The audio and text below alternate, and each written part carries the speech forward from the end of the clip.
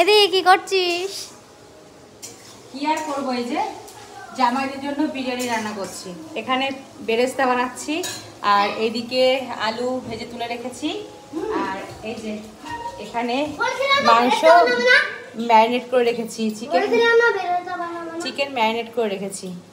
তো এখানে chicken marinate তো অলরেডি আগে করা হয়ে গেছে, ওই জন্য তোমাদের সঙ্গে শেয়ার করতে পারলাম না কী কী দিয়ে করেছি। যদিও একটা ভিডিও আমি করেছিলাম, কিন্তু সেটা স্টোরেজের জন্য আমি ডিলিট করে দিয়েছি। যাই হোক, এখানে মানে এত গরম, এত গরম। আজকে কদিন বেশ বৃষ্টি হচ্ছিলো, তো ভাবলাম হয়তো আজকে একটু বৃষ্টি হবে, তো বৃষ্টিটা হলো না। যা গরম, ওই গরমের মধ্যে এখন কি করা যাবে, অ্যারেঞ্জমেন্ট তো নিয়েছি, আমি করে দিই।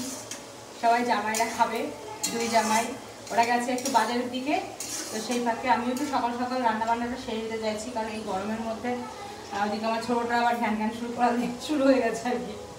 তো চলো, পরে আবার তোমার সঙ্গে কথা হবে, করে নিই।